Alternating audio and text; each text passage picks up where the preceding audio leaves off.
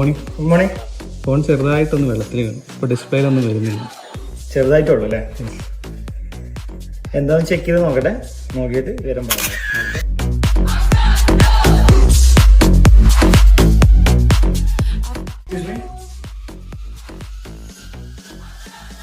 Okay.